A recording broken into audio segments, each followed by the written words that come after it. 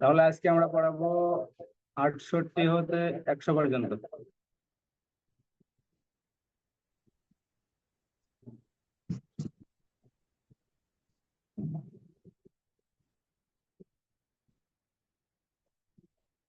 আউযু বিল্লাহি মিনাশ শাইতানির রাজিম, বিসমিল্লাহির রহমানির রহিম।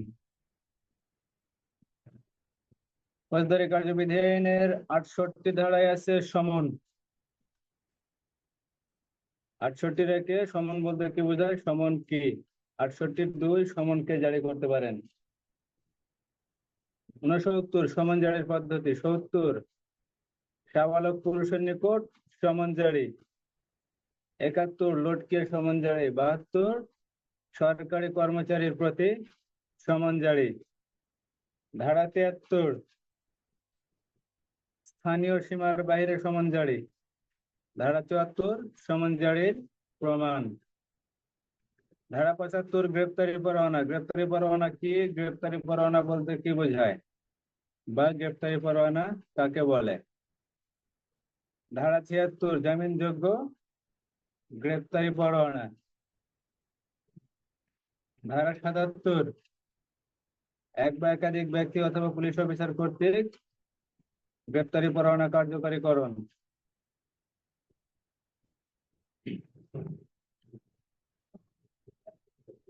78 জমির মালিক, কৃষক, ম্যানেজার প্রভৃতি ব্যক্তির উপর গ্রেপ্তারি পরোয়ানা প্রেরণ করা যেতে পারে।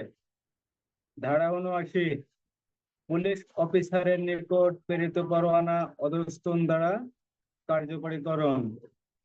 ধারা 80 পরোয়ানার সারমর্ম জানানো। ধারা 81 গ্রেপ্তারকৃত ব্যক্তিকে অবিলম্বে আদালতে হাজির করতে হবে।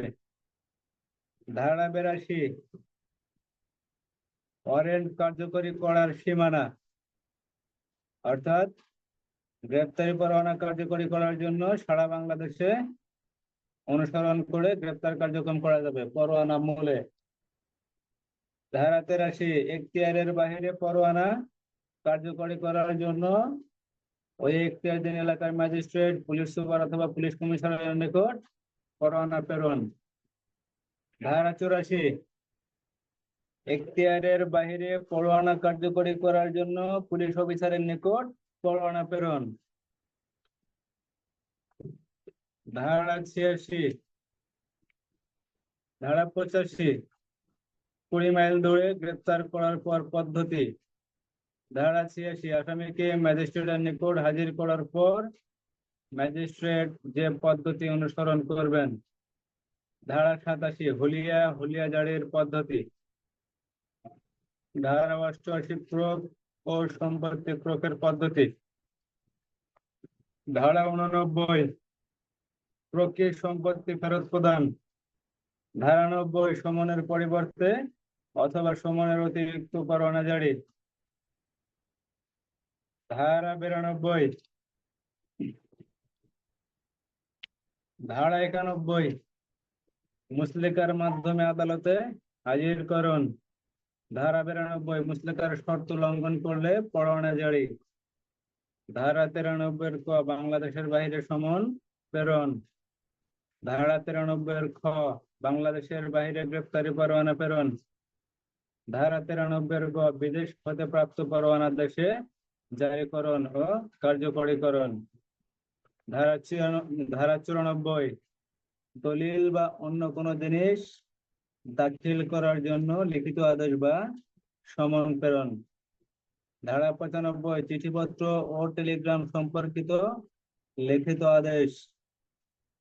ধারা 96 তল্লাশি পরোয়ানা ইস্যু বা তল্লাশি পরোয়ানা কাকে বলে? তল্লাশি পরোয়ানা বলতে কি বোঝায়?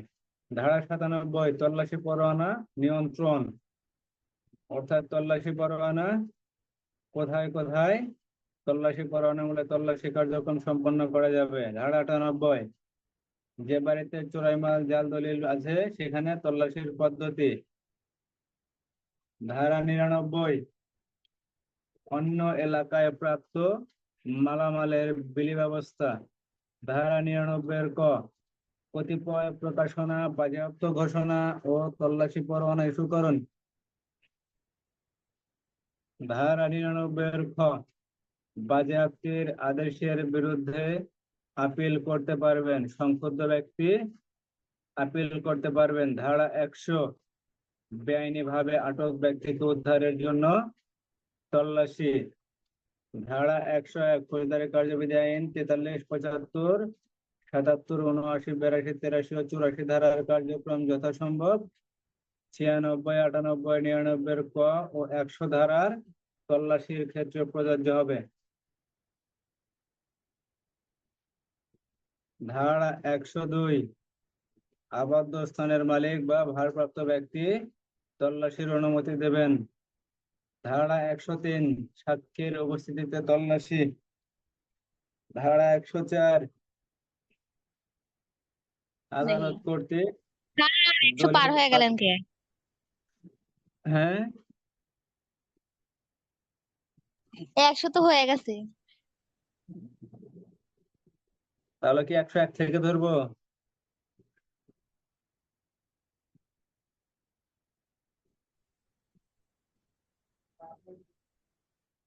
একশো এক থেকে ধরবো, 101।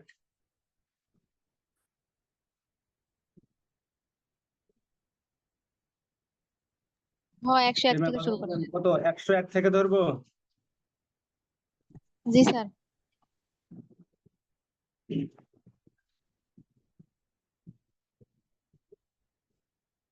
ধারা 101, 101 ধারায় বলা আছে ফৌজদারি কার্যবিধি আইনের 96, 98, 99 ক ও 100 ধারার যে তল্লাশি কার্যক্রম আছে, সেই তল্লাশি কার্যক্রমের ক্ষেত্রে ফৌজদারি কার্যবিধি আইনের 43, 75, 77, 79, 82, 83 ও 84 ধারা প্রয়োগ করা যাবে। ঠিক আছে, ফৌজদারি কার্যবিধি আইনের 96, 98, 99 ক ও 100 ধারার যে তল্লাশি কার্যক্রম আছে, সেই তল্লাশি কার্যক্রমের ক্ষেত্রে অবশ্যই ফৌজদারি কার্যবিধি আইনের 43, ফৌজদারি কার্যবিধি আইনের 43 ধারা কি বলছে, যদি কোনো ব্যক্তি অন্য কোনো ব্যক্তির নিকট সাহায্য দাবি করে তাহলে সাহায্য করতে বাধ্য। তাহলে এই সাহায্য 96, 98, 99 ক ও 100 ধারা মোতাবেক যদি কোনো ব্যক্তি চায় তাহলে সে সাহায্য করতে পারবে। 75 ধারায় বলা আছে পরোয়ানা, পরোয়ানা মূলে এখানে কার্যক্রম করা যাবে। 77, 79, 82, 83, 84 ধারার কার্যক্রম এই 96, 98, 99 ক ও 100 ধারার ক্ষেত্রে প্রযোজ্য হবে। ঠিক আছে, ধারা 101 বোঝা যায়?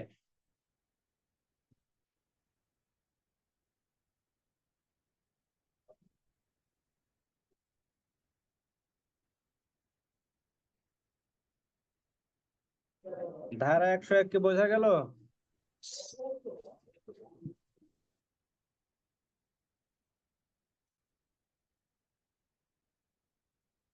তাহলে ধারা 101 জি বলছে স্যার। ফৌজদারি কার্যবিধি আইন 43, 75, 77, 79, 82, 83 ও 84 ধারার কার্যক্রম।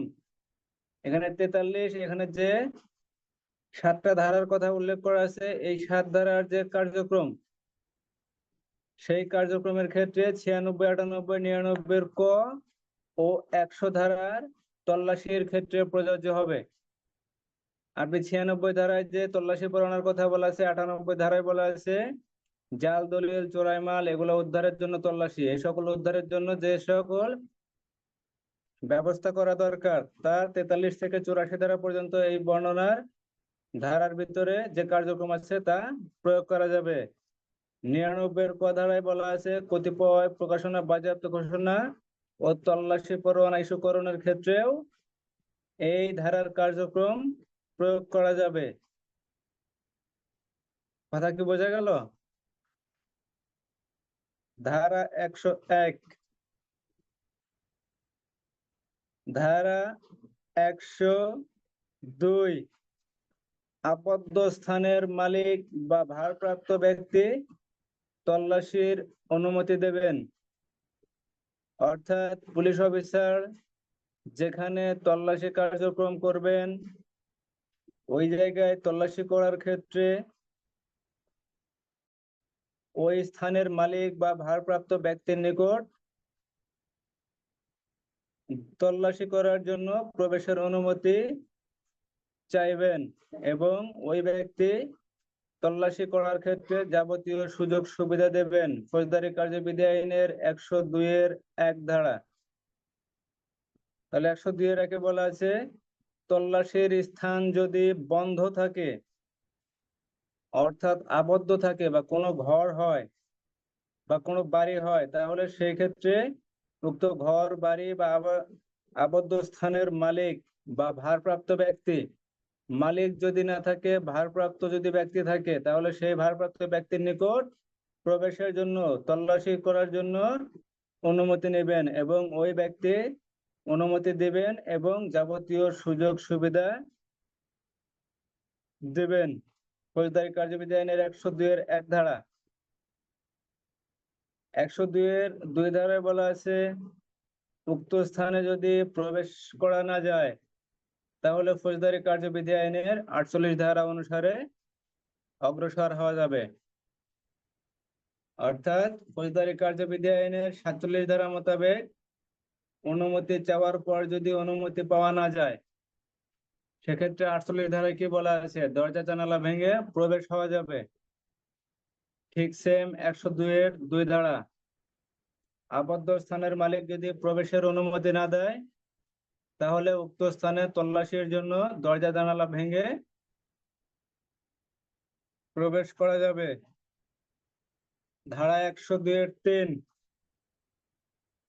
যে বস্তু উদ্ধারের জন্য তল্লাশি করা হয় তা যদি কোনো ব্যক্তির দেহে লুকিয়ে রাখা থাকে তাহলে দেহ তল্লাশি করা যাবে। সে যদি মহিলা হয় তাহলে ফৌজদারি কার্যবিধি আইনের 52 ধারা অনুসারে তল্লাশি করতে হবে।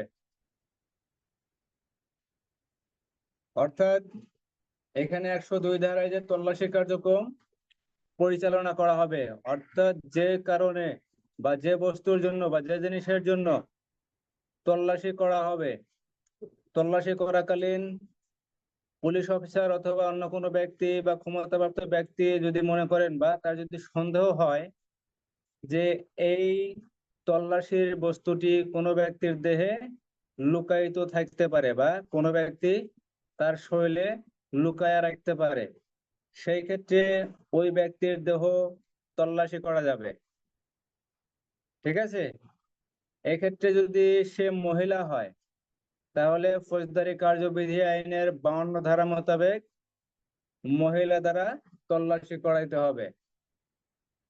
ধারা 102-3, ধারা 102 বলা আছে, আবদ্ধ স্থানের মালিক বা ভারপ্রাপ্ত ব্যক্তির তল্লাশির অনুমতি দেবেন। ধারা 102-1, যে পুলিশ অফিসার অথবা ক্ষমতাপ্রাপ্ত কর্মকর্তা যেখানে তল্লাশি করবেন সেই জায়গা যদি আবদ্ধ স্থান হয় বা কোনো ঘর হয় বা কোনো বাড়ি হয়, তাহলে সেই ঘর আবদ্ধ স্থান বা বাড়ির মালিকের অথবা মালিক যদি না থাকে কোনো ভারপ্রাপ্ত যদি ব্যক্তি থাকে তার কাছে অনুমতি নেবেন এবং তিনি অনুমতি দিবেন, সেই সাথে ওইখানে তল্লাশি করার জন্য যাবতীয় সুযোগ সুবিধা দেবেন। 102-1 ধারা।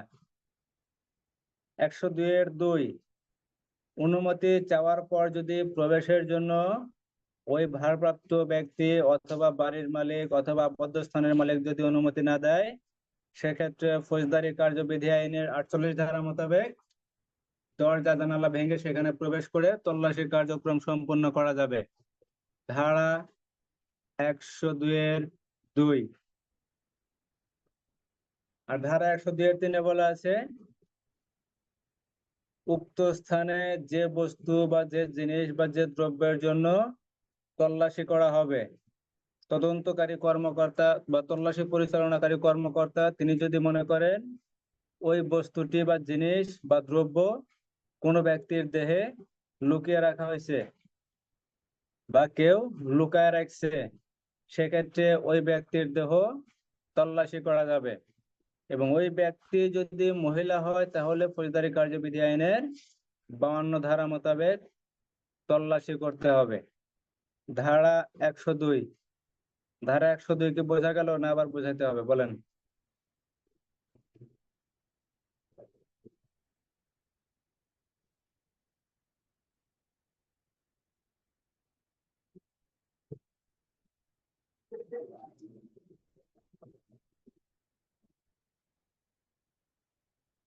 কথা বলেন, না হলে সামনে যাব।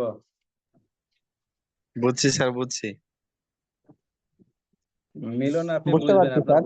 আপনার সব পড়া আছে।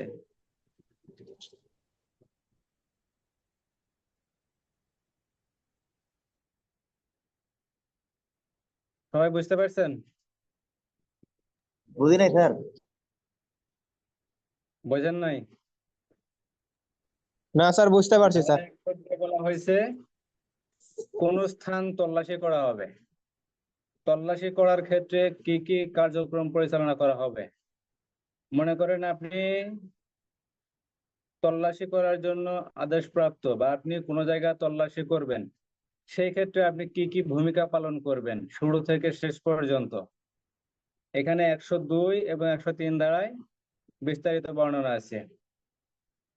প্রথম যে কাজটা হবে 102 এর 1 ধারায়, আপনি যেখানে তল্লাশি কার্যক্রম সম্পন্ন করবেন সেই জায়গাটা যদি কোনো আবদ্ধ স্থান হয়, কোনো আবদ্ধ স্থান হলে বা কোনো বন্ধ জায়গা যদি হয়,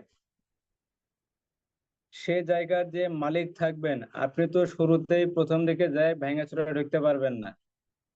আপনি সেখানে যাবেন, যাওয়ার পরে ওই স্থানের বাড়ির বা আবদ্ধ স্থানের বা ঘরের মালিকের সাথে প্রথমে কথা বলবেন। আমরা তল্লাশি কার্যক্রম করব, এখানে আমাদের তল্লাশি কার্যক্রমের জন্য অনুমতি নেওয়া আছে, এখানে তল্লাশি কার্যক্রম আমরা পরিচালনা করব।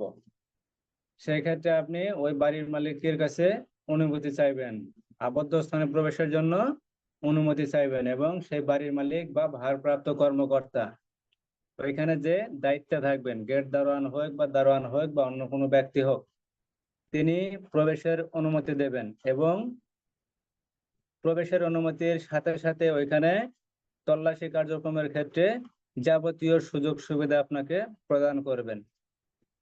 তাহলে ফৌজদারি কার্যবিধি আইনের 102 এর 1 ধারায় বলা আছে আপনি আবদ্ধ স্থানের মালিকের কাছে অনুমতি চাইবেন, মালিক অনুমতি দেবে, সেই সাথে তল্লাশির জন্য যাবতীয় সুযোগ সুবিধা দেবে। 102 এর 1। আর 102 এর 2 ধারায় বলা আছে আপনি ওই আবদ্ধ স্থানের মালিক অথবা ভারপ্রাপ্ত ব্যক্তির নিকট অনুমতি চাইলেন, কিন্তু সে অনুমতি দিল না, সেই ক্ষেত্রে আপনি তল্লাশি করবেন না, চলে আসবেন, আপনি তো তল্লাশি করবেন, সেই ক্ষেত্রে আপনি দরজা জানালা ভেঙে ফৌজদারি কার্যবিধি আইনের 48 ধারা মোতাবেক দরজা জানালা ভেঙে প্রবেশ করে সেখানে তল্লাশি কার্যক্রম সম্পন্ন করবেন।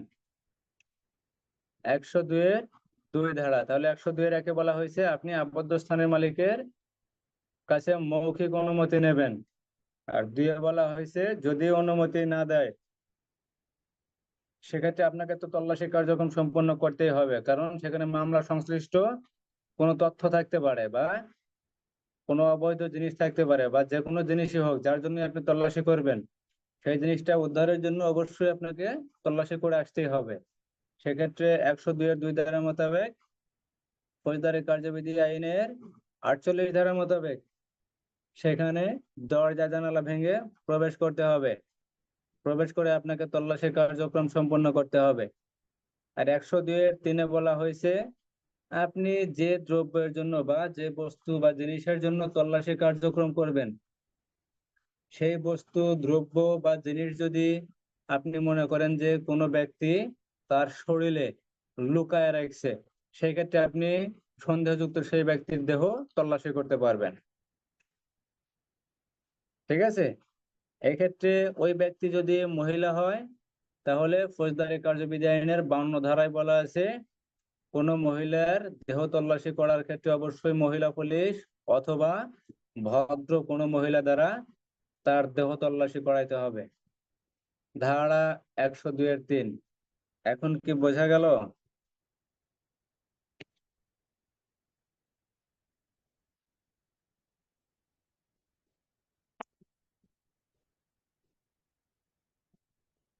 রাকিব, বোঝা গেল?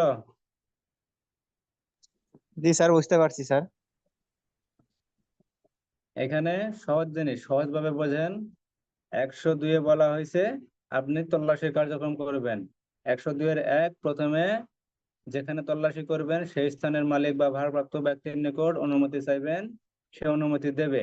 আপনি প্রবেশ করবেন, তল্লাশি করবেন, যাবতীয় তল্লাশি কার্যক্রমে ওই ব্যক্তি সুযোগ সুবিধা দেবে। 102-এর 2-এ বলা হয়েছে সে যদি প্রবেশের অনুমতি না দেয়, আপনি তো তল্লাশি না করে ফিরবেন না, সেক্ষেত্রে আপনি ফৌজদারি কার্যবিধি আইনের 48 ধারা মোতাবেক দরজা জানালা ভাঙবেন, ভেঙে সেখানে আপনি প্রবেশ করবেন, কারণ আপনাকে প্রবেশ করে তল্লাশি কার্যক্রম চালাইতে হবে। আর 102-এর 3-এ বলা হয়েছে আপনি যে জিনিসের জন্য তল্লাশি করবেন সেই জিনিসটা যদি কোনো ব্যক্তির দেহে লুকায় রাখা হয়েছে, আপনার যদি এরকম মনে হয় বা সন্দেহ হয়, তাহলে সেই ব্যক্তির দেহ আপনি তল্লাশি করতে পারবেন। কিন্তু ওই ব্যক্তি যদি মহিলা হয়, তাহলে অবশ্যই ফৌজদারি কার্যবিধি আইনের 52 ধারা মোতাবেক মহিলা পুলিশ দ্বারা অথবা ভদ্র কোনো মহিলা দ্বারা তার দেহ তল্লাশি করাইতে হবে। ফৌজদারি কার্যবিধি আইনের 102-এর 3 ধারা। তাহলে ধারা কি 102 বোঝা গেল? জি স্যার, বোঝা গেছে স্যার। নাসির, রিমার সাথে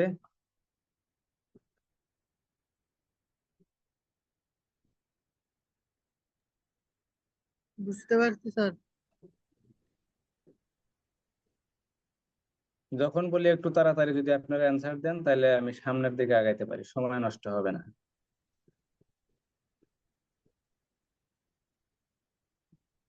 রিমার সাথে সামনে যাব। জি স্যার। কথা বলেন না কেন? বললেই তো হয় যে স্যার বুঝতে পারছি, সামনে যান। তাই তো আমি সামনের দিকে যাই।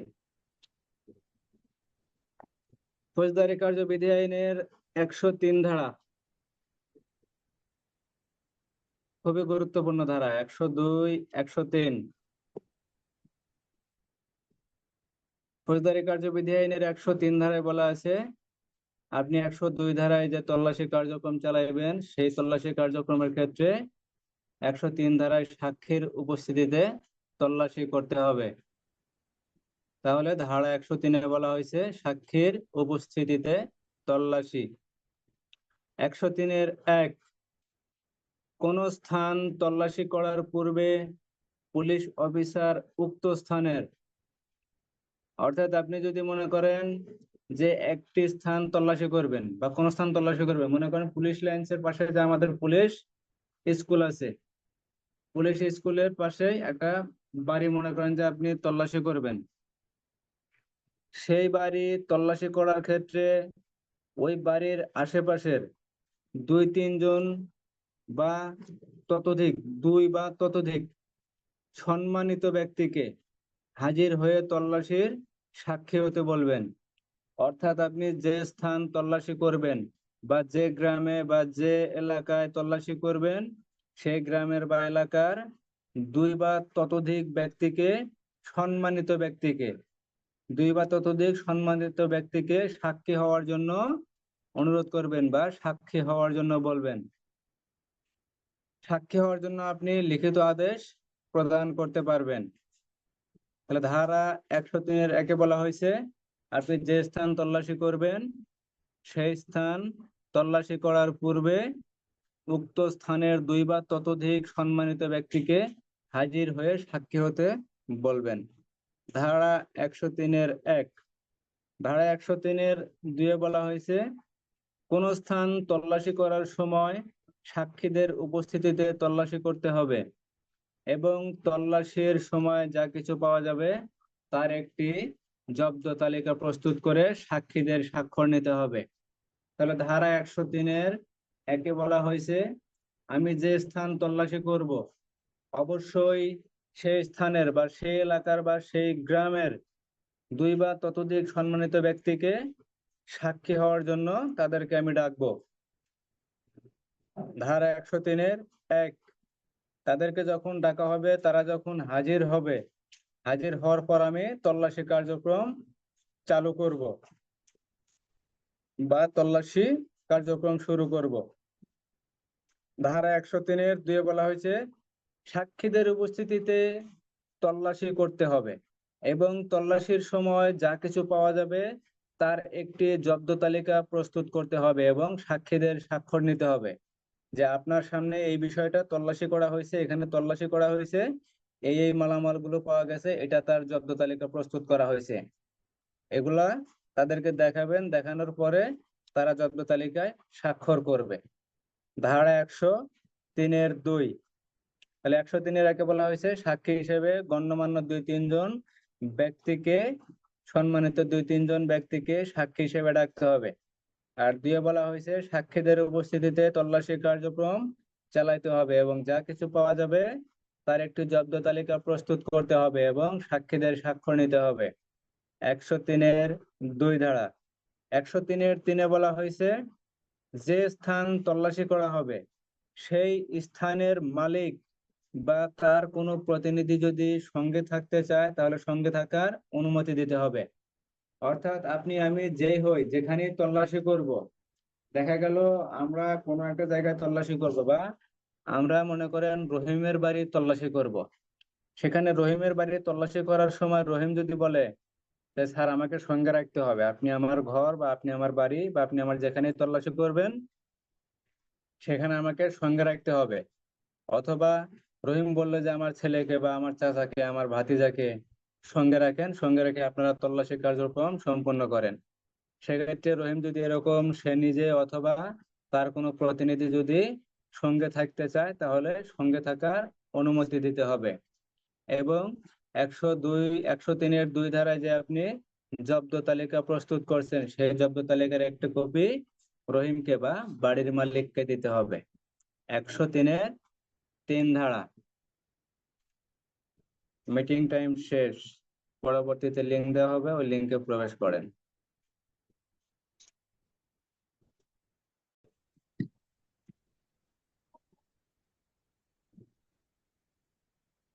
তাহলে ধারা 103-1, আমি আপনি যে যেখানেই থাকি, যেখানে যেভাবে তল্লাশি করতে যাব, উক্ত স্থানের 2 বা ততোধিক সম্মানিত ব্যক্তিকে, অবশ্যই সম্মানিত হবে, চোর বাটপার বা অশোভন আচরণ বা অন্যান্য মানে কোনো সমস্যা থাকলে এরূপ ব্যক্তিদেরকে সাক্ষী হিসেবে ডাকা যাবে না। যাকে আমরা সাক্ষী হিসেবে ডাকবো সে এলাকায় গণ্যমান্য হতে হবে, তার একটা সম্মান থাকবে।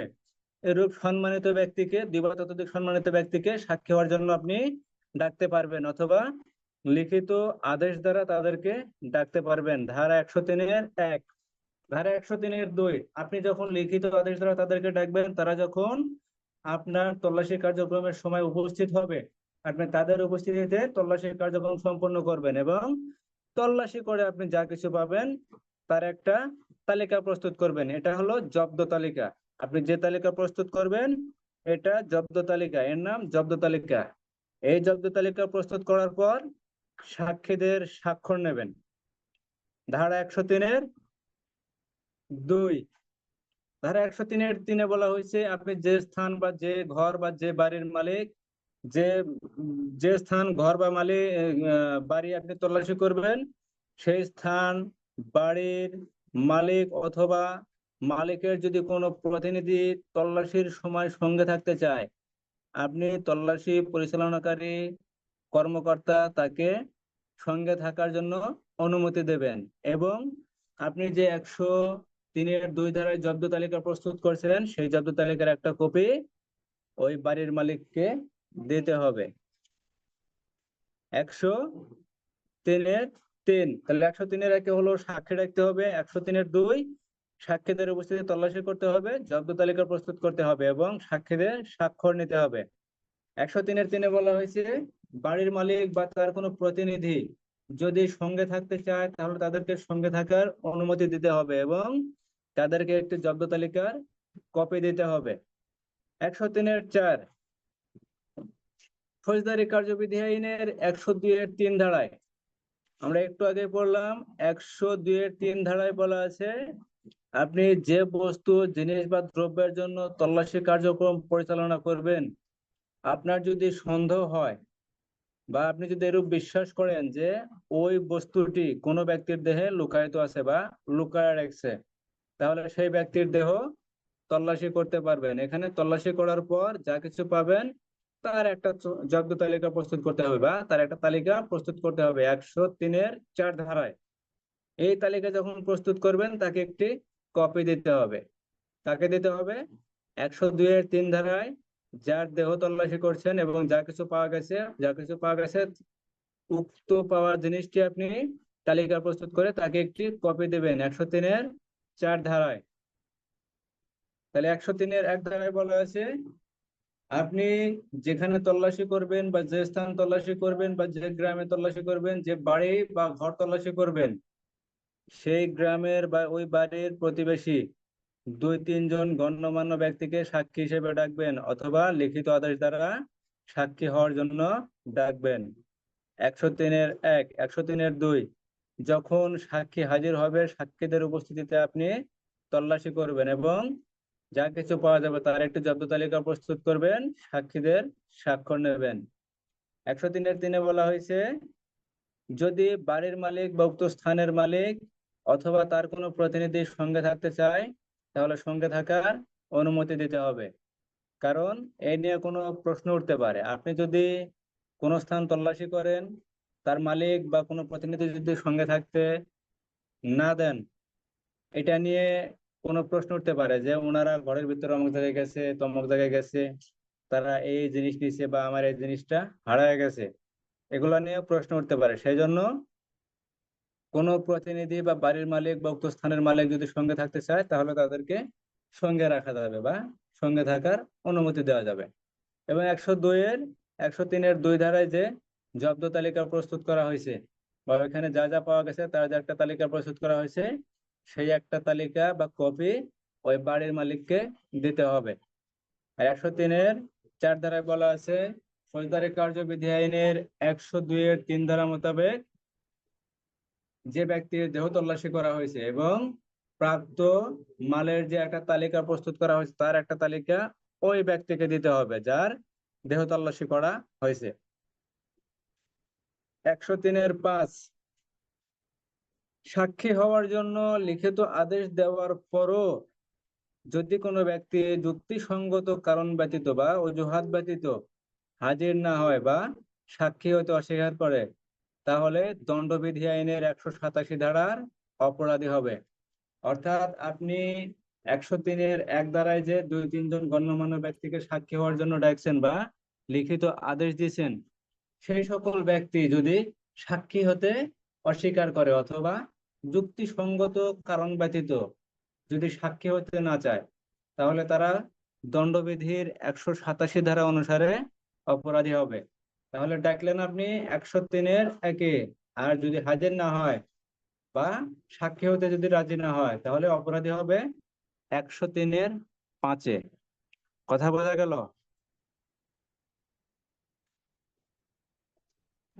সবাই জি দ্রুত স্যার। অ্যান্সার দিবেন। কথা বোঝা গেল কি বোঝা যায় নাই, না হলে 10 বার বোঝাবো, কোনো সমস্যা নাই। বুঝতে পারছি বুঝছি স্যার। স্যার। তাহলে 102-এ ফৌজদারি কার্যবিধি আইনের 102-এ বলছে তল্লাশি করতে হবে। তল্লাশি করার ক্ষেত্রে কি কি কার্যক্রম করতে হবে? 102-এর 1-এ বলা হয়েছে, যে স্থান তল্লাশি করা হবে সেই স্থান যদি আবদ্ধ কোনো স্থান হয় বা কোনো ঘর হয় বা কোনো বাড়ি যদি হয় তাহলে সেই বাড়ির মালিক অথবা ওইখানে যে দায়িত্বপ্রাপ্ত থাকবেন বা ভারপ্রাপ্ত দায়িত্বে থাকবেন তার অনুমতি নিয়ে প্রবেশ করতে হবে এবং তিনি অনুমতি দিবেন এবং তল্লাশি করার জন্য যাবতীয় সুযোগ সুবিধা দেবেন। 102-এর 1, 102-এর 2 বলা হয়েছে, এখানে যদি ওই মালিক বা ভারপ্রাপ্ত ব্যক্তি যদি অনুমতি না দেয় তাহলে ফৌজদারি কার্যবিধি আইনের 48 ধারা মোতাবেক দরজা জানালা ভেঙে প্রবেশ করে তল্লাশি কার্যক্রম সম্পন্ন করা যাবে। আর 102-এর 3-এ বলা হয়েছে, যে বস্তু জিনিস বা দ্রব্যের জন্য আপনি তল্লাশি কার্যক্রম পরিচালনা করবেন সেই জিনিসটা যদি কোনো ব্যক্তির দেহে লুকায় রাখা হয়েছে, যদি আপনার এরূপ মনে হয় বা এরূপ কোনো সন্দেহ হয় বা আপনি যদি বিশ্বাস করেন যে আমি যে মালের জন্য বা যে দ্রব্যের জন্য বা যে জিনিসের জন্য তল্লাশি করব সেই জিনিসটি কোনো ব্যক্তি রহিম, করিম, যদু, মধু এদের কারো শরীরের ভিতরে লুকায় রাখছে, তাহলে ওই ব্যক্তির দেহ আপনি তল্লাশি করতে পারবেন এবং যা কিছু পাওয়া যাবে তা আপনি সঙ্গে নিয়ে নিতে পারবেন বা হেফাজতে নিতে পারবেন। কিন্তু ওই ব্যক্তি যদি মহিলা হয় তাহলে অবশ্যই আপনি মহিলা পুলিশ দ্বারা অথবা ফৌজদারি কার্যবিধি আইনের 52 ধারা অনুসরণ করে তল্লাশি কার্যক্রম সম্পন্ন করবেন। ফৌজদারি কার্যবিধি আইনের 102 ধারা।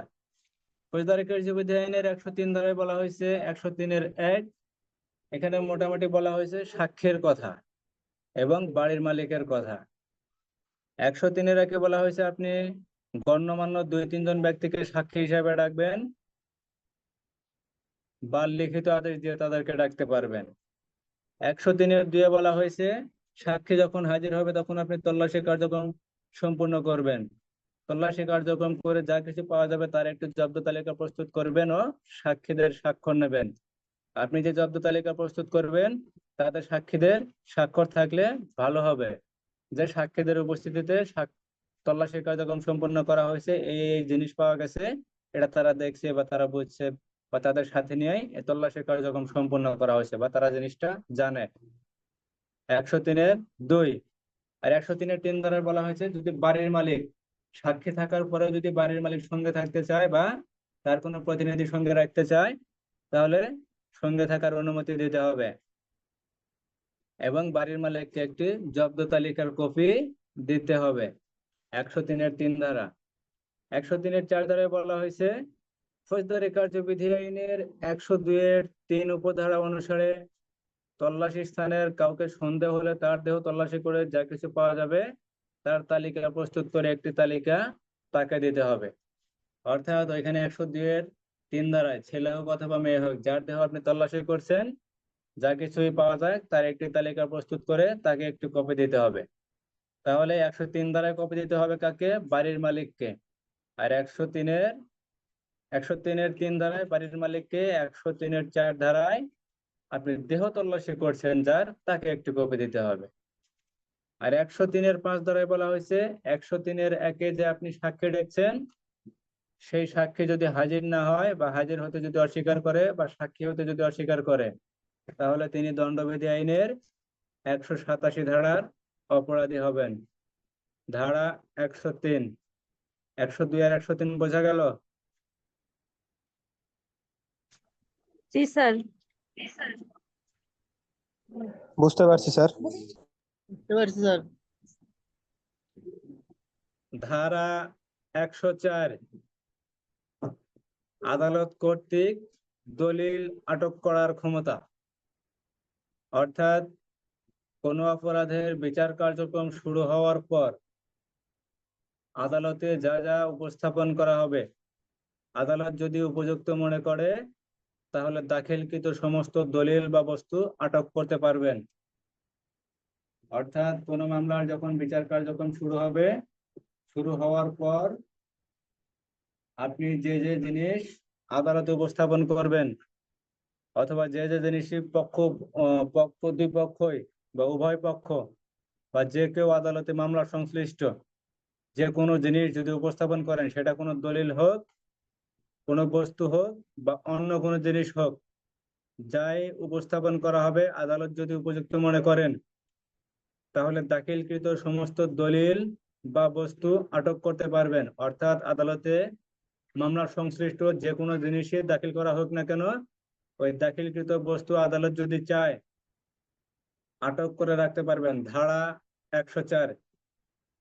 তাহলে ধারা 104-এ বলা হয়েছে আদালত কর্তৃক দলিল আটক করার ক্ষমতা। ধারা 104, আপনি বিচার সংশ্লিষ্ট বা অপরাধ সংশ্লিষ্ট বা মামলা সংশ্লিষ্ট যে কোনো দলিল বা জিনিস আপনি যাই উপস্থাপন করেন বা আদালতে যে কেউ উপস্থাপন করুক ওই উপস্থাপিত দলিল বা বস্তু আদালত যদি চায় আটক করে রাখতে পারবেন। ধারা 104 বোঝা গেল? জি স্যার।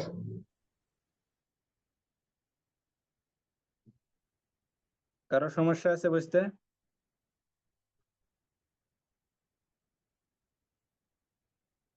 না স্যার। খুবই শর্ট জিনিস, খুবই ছোট জিনিস। জিনিসটা হলো আদালতে মামলা সংশ্লিষ্ট যে কাগজ দলিল দস্তাবেজ বস্তু জিনিস যাই কিছুই হাজির করা হোক বা উপস্থাপন করা হোক বা দাখিল করা হোক, আদালত যদি উপযুক্ত মনে করেন তাহলে ওই দাখিলকৃত বা উপস্থাপনকৃত প্রত্যেকটা জিনিস আটক করে রাখতে পারবেন। ধারা 104, ধারা 105, ম্যাজিস্ট্রেট তার উপস্থিতিতে তল্লাশির আদেশ দিতে পারেন। ম্যাজিস্ট্রেট তল্লাশির আদেশ দিতে পারেন, সেটা তার উপস্থিতিতে। ধারা 105, কোন নির্বাহী ম্যাজিস্ট্রেট বা জুডিশিয়াল ম্যাজিস্ট্রেট যে স্থান তল্লাশির জন্য পরোয়ানা জারি করতে পারেন সে স্থানে উপস্থিত থেকে তিনি তল্লাশির নির্দেশ দিতে পারেন। কথা বোঝা গেল? একজন ম্যাজিস্ট্রেট যে স্থান তল্লাশির জন্য তল্লাশি পরোয়ানা ইস্যু করতে পারেন বা জারি করতে পারেন, সেই স্থানে তিনি নিজে দাঁড়িয়ে থেকে বা উপস্থিত থেকে বা হাজির থেকে অন্য কোনো ব্যক্তি দ্বারা বা কোনো অফিসার দ্বারা তল্লাশি করাইতে পারেন। ধারা 105, বোঝেন নাই? জি স্যার, বুঝতে পারছি স্যার। এখানে বলা হয়েছে আমি যে জিনিসটা কাগজে পারি, মনে করেন আমি যে জিনিসটা কাগজে কলমে করতে পারি সেই জিনিসটা আমি ওই জায়গায় দাঁড়ায় থেকে করতে পারি। ঠিক আছে? কোন ম্যাজিস্ট্রেট যে স্থান তল্লাশির জন্য, মনে করেন যে রহিম নামের একজন ম্যাজিস্ট্রেট পাবনা সদর থানার কোন একটা বাড়ি তল্লাশির জন্য তল্লাশি পরোয়ানা ইস্যু করতে পারেন। এখন রহিম ম্যাজিস্ট্রেট তিনি মনে করতেছেন যে না, আমি তল্লাশি পরোয়ানা ইস্যু করব না, আমি উক্ত স্থানে হাজির থেকে কোনো অফিসার দ্বারা তল্লাশি কার্যক্রম সম্পন্ন করাবো, তাহলে তিনি এই কার্যক্রম সম্পন্ন করতে পারেন। তিনি জারিও করতে পারেন অথবা তিনি উপস্থিত থেকে তল্লাশি কার্যক্রম সম্পন্ন করাতে পারেন।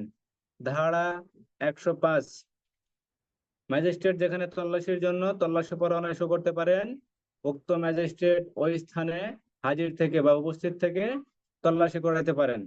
ধারা 105, বোঝা গেল? জি স্যার। সবাই বলেন। স্যার এখন তো একটু তাড়াতাড়ি না পড়ালে স্যার, সামনে তো পরীক্ষা, সোলো গেলে তো স্যার হবে না স্যার, একটু মানে তাড়াতাড়ি পড়া লাগবে নাকি স্যার? আমি যে ব্যাচ ধরতেছি সেই ব্যাচ ইনশাআল্লাহ 2025 সালের জন্য মিলন। স্যার আমরা তো নতুন স্যার, তাড়াতাড়ি গেলে স্যার আমরা কিছু বুঝতে পারবো না স্যার, আমরা আস্তে ধীরেই পড়ি স্যার একটু। ওই জন্যই তাড়াতাড়ি আমি যাব না, ধীরে ধীরে যাব। মিলন, সমস্যা নাই। আপনার যে কোনো আইন যে কোনো জায়গায় যে কোনো সমস্যা বলবেন, আমি যদি তখন উত্তর দিতে না পারি ইনশাল্লাহ পরবর্তীতে আপনাকে আমি সুন্দর বুঝা দেব। আমি যতটুকু পারি আমার সাধ্য মতো ইনশাল্লাহ আপনাকে বুঝাবো। আপনি শুধু অস্ত্র আইন, বলবেন না স্যার আমি। অস্ত্র আইন স্যার হ্যাঁ, সকালে ক্লাস কত দূর পর্যন্ত গেছেন? অস্ত্র আইন 1 থেকে 4 ধারা পর্যন্ত। ও, অস্ত্র আইন তো খুব সহজ জিনিস, যদি সহজ ভাবে কেউ নিতে পারে। খুবই সহজ, খুবই সহজ। আর যদি মনে করে যে না কঠিন, তাহলে তার কাছে কঠিন হবে। তবে এখানে অনেকের বোঝার একটু 19-20 থাকে, বা বোঝানোরও 19-20 থাকে। অবশ্য আপনি যাদের কাছে পড়েন তারা সিনিয়র স্যারেরা, আলামিন ভাই এরা অনেক ইয়া দক্ষ, ওনারা ভালো বোঝায়। আরো শরীফ স্যারেরা আছে, রায়হান স্যারেরা আছে, সব স্যারেরা খুব ভালো বোঝায়। ঠিক আছে? তবে যদি কোথাও যদি বুঝতে যদি না পারেন, সমস্যা যদি হয়, ইনশাল্লাহ আমি চেষ্টা করব বোঝানোর। কতটুকু পারবো বলতে পারবো না, তবে আমি ইনশাল্লাহ চেষ্টা করব, সর্বাত্মক চেষ্টা করব। ঠিক আছে? তবে এই এই সামনের সপ্তাহের ভিতরে অস্ত্র আইন 4-5 ক্লাস করলে ইনশাল্লাহ শেষ হবে আশা করি। মিলন, থাকেন, সমস্যা নাই। অস্ত্র আইন ক্লাস সকালবেলা হয় তো, আমি কি ক্লাসের পর থাকেন। ফোন দেবো নাকি স্যার? হ্যাঁ, ফোন দিতে পারেন, সমস্যা নাই। আমি ক্লাসের পর ফোন দেবো স্যার। সমস্যা নাই, ফোন দিতে পারেন। তাহলে ধারা 102 থেকে 105, কোন ধারায় কোনো সমস্যা আছে বুঝতে?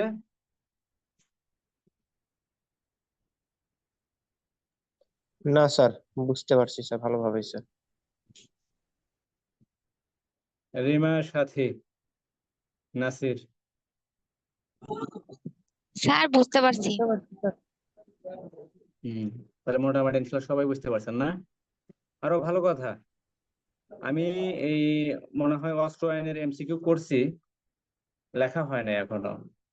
লেখা হলে চেষ্টা করব এই শুক্রবার না, পরের শুক্রবার থেকে ইনশাল্লাহ এমসিকিউ এমসিকিউ 10টা হোক, 15টা হোক, আর 20টা হোক, পরীক্ষা নেব। ঠিক আছে, প্রত্যেক শুক্রবার নেওয়ার চেষ্টা করবো ইনশাল্লাহ। কতটুকু পারবো বলতে পারি না, কারণ ঝামেলার ভিতরে থাকি। তবে চেষ্টা করবো, ঠিক আছে? সবাই এমসিকিউ পরীক্ষা দেওয়ার চেষ্টা করবেন। যতটুকু পড়াবো ঠিক তার ভেতরেই, তার বাইরে না, তার বেশিও না। ঠিক আছে?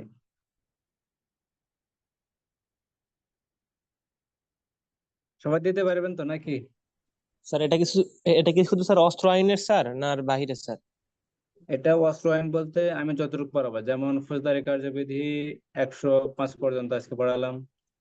আবার অস্ত্র আইন কালকে যদি যাই 10-11 পর্যন্ত ইনশাল্লাহ যাবো। সামনে শুক্রবার আসতে আসতে অস্ত্র আইন শেষ হয়ে যাবে। ঠিক আছে, মনে করেন যে অস্ত্র আইনটা পরীক্ষা হবে, এমসিকিউ এমসিকিউ তো বুঝতে পারবেন, সমস্যা হবে না।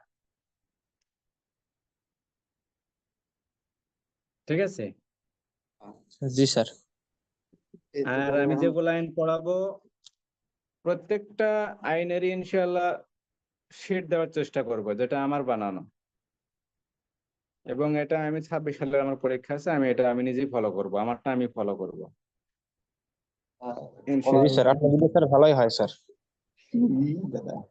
এই যে আজকে অস্ত্র আইনের শিটটা দেওয়া হয়েছে, সবাই ইয়া থেকে নিয়ে নেবেন। টেলিগ্রাম গ্রুপটা যে আছে, গ্রুপে দেওয়া আছে। ঠিক আছে, আর এখানে এই যে ক্লাসগুলো যে করানো হয়, এই ক্লাসে কিন্তু প্রত্যেকটার ভিডিও রেকর্ড হয়, প্রত্যেকটা ক্লাসের। এখানে আর একটা সুবিধা পাবেন, এই ক্লাসগুলা আমি বেশিরভাগই একটা ইউটিউব চ্যানেল আছে, আমি ওই চ্যানেলে দিয়া দিয়া থাকি। ঠিক আছে, যেমন আজকের ক্লাসটা যে করলাম, এটা কালকে 10টা 11টার ভিতরে ওই ইউটিউব চ্যানেলে চলে যাবে। কোথাও যদি বুঝতে সমস্যা হয়, এই ভিডিও দেখলে বুঝতে পারবেন, যদি কোথাও সমস্যা হয়। ঠিক আছে, ভিডিও আমি কাটছাট করি না, আমি যা কিছু বলি সব ভিডিওর ভিতরেই থাকে। ভিডিও কোনো এডিট করি না, একদম সেম। এখানে মনে করেন যে 1 ঘন্টা 20 মিনিট হোক, আর 1 ঘন্টা হোক 10 মিনিট হোক, যাই আমি ক্লাস করাই টোটাল জিনিসটা এর ভিতরে থাকে। আপনারা যদি বুঝতে যদি কোথাও যদি সমস্যা হয়, বা কালকে পড়ার সময় দেখলেন যে বুঝতে পারতেছি না, তাহলে ওই জায়গায় যায় ভিডিও দেখে এখানে বুঝতে পারবেন, যা কথা বলা আছে টোটাল জিনিসটা ওখানে থাকবে। ঠিক আছে, এটা দুই ক্ষেত্রেই। এখন যে ক্লাস নেব, এই ক্লাসেরও ভিডিও রেকর্ড হবে, আবার সকালবেলা যে নেব ওইটারও ইনশাল্লাহ ভিডিও রেকর্ড হবে। তাহলে দুইটারই ভিডিও রেকর্ড পাবেন। আর এখানে যার যার পরিচিত, এখানে তো 5 জন আছেন। এখানে আপনাদের যদি পরিচিত কেউ থাকে যে পড়াশোনা করে, তাহলে ওদেরকে বলবেন বা ওদেরকে গ্রুপে যোগদান করাইবেন। যদি ক্লাস কেউ করতে চায় তাহলে ক্লাস করতে পারবে, কোনো সমস্যা নেই। ঠিক আছে, এরকম পরিচিত যদি কেউ থাকে, ঘনিষ্ঠ যদি কেউ থাকে, ক্লাস করাতে পারবেন। কথা বুঝতে পারছেন? জি স্যার। তাহলে আজকে থাকেন, আর সামনে যাব না। কালকে ইনশাল্লাহ 106 হতে 110 শান্তি রক্ষা এবং সদাচরণের মুসলেকা, এই পার্টটা শেষ করব ইনশাআল্লাহ। ঠিক আছে, পার্টটা একটু বড়, তারপরে শেষ করব।